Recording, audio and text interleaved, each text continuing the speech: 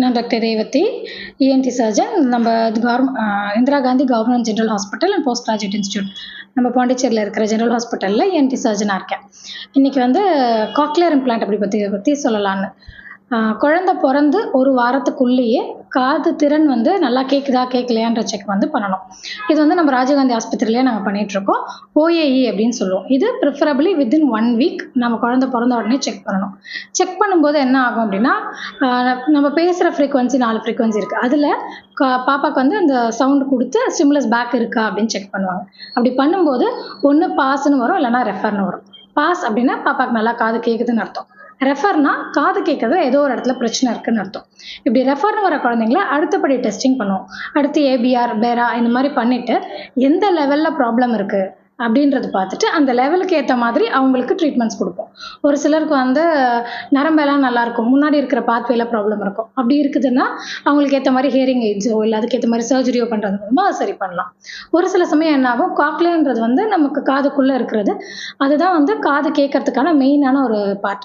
அந்த பார்ட்டில் டேமேஜ் இருக்குது அப்படின்னா காது வந்து கேட்காது அந்த பிள்ளைக்கு. அந்த டேமேஜ் வர பட்சத்தில் காக்லியர் இம்ப்ளான்டேஷன்றது பண்ணுவோம். காக்லியர் இம்ப்ளான்டேஷன் வந்து ப்ரிஃபரபிளி 2 வயசுக்கு முன்னாடி பண்ணிடணும். அப்போ தான் அந்த குழந்தைக்கு வந்து ரிசல்ட்ஸ் நல்லா வரும்.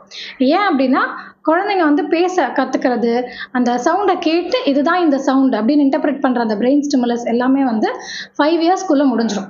அதுக்கப்புறம் நம்ம பண்ணுறதுனால யூஸ் கிடையாது. ஸோ 2 வயசுக்குள்ளே இருக்கிற குழந்தைங்களுக்கு காக்லியர் இம்ப்ளான்ட் பண்ணும்போது அவங்க வந்து நார்மல் குழந்தைங்க மாதிரி பேசி விளையாண்டு ரெஸ்பாண்ட் பண்ணி நார்மலான ஒரு ஸ்கூலுக்கும் போய் வர்ற அளவுக்கு நல்லா ஒரு ரெஸ்பான்ஸ் கொடுக்க முடியும்.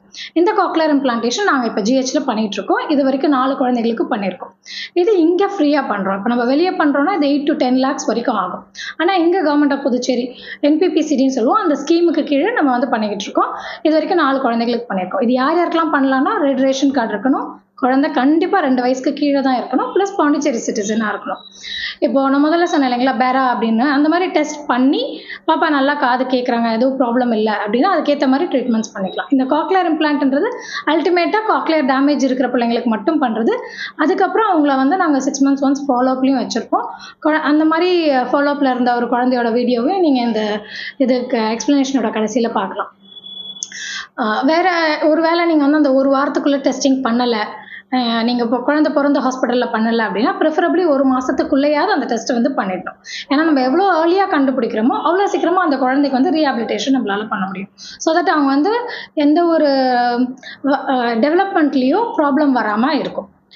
இது இல்லாமல் குழந்தைங்க வந்து பிறந்து பெரிய பிள்ளைங்க ஆகிட்டாங்க, ஒரு ஸ்கூலுக்கு போகிற குழந்தை இல்லைன்னா 4 வயசு 2 வயசு இருக்கிற குழந்தை திடீர்னு நல்லா கேட்டுட்டு இருந்த குழந்தை திடீர்னு காது கேட்கல அப்படின்னா அதுக்கு வந்து ப்ரிவென்டபிள் காஸ்ன்னு சொல்லுவோம். சும்மா காதில் ஒரு சின்ன அடைப்பு இருக்கலாம், இல்லைன்னா ஒரு இன்ஃபெக்ஷன் இருக்கலாம், இந்த மாதிரி ரீசன்ஸ்னாலையும் காது கேட்காம ஆகும். அந்த மாதிரி இருக்குன்னா குழந்தைய உடனே ஹாஸ்பிட்டல் கூப்பிட்டு வந்தீங்கன்னா அது என்னன்னு பார்த்து செக் பண்ணி செஞ்சோன்னா குழந்தைக்கு வந்து அது அஃபெக்ட் ஆகாது. நீங்கள் ரொம்ப நாள் அதை அப்படியே விட்டுட்டிங்கன்னா அவங்களோட ஸ்பீச்லேயுமே டிலே ஆக சான்சஸ் இருக்குது. இது வந்து ரொம்ப முக்கியமான ஒரு விஷயம். ப்ளஸ் இது ஒரு ப்ரிவென்டபிள் காஸ் அப்படிங்கிறதுனால எல்லாருமே ஒரு இன்ட்ரெஸ்ட் எடுத்து இதை செஞ்சோன்னா குழந்தைங்களுக்கு நார்மல் லைஃப் கொடுக்கறது நம்மளால முடியும். காக்லியர் இம்ப்ளான்டேஷனால குழந்தைக்கு ப்ராப்ளம் எதுவும் வராது.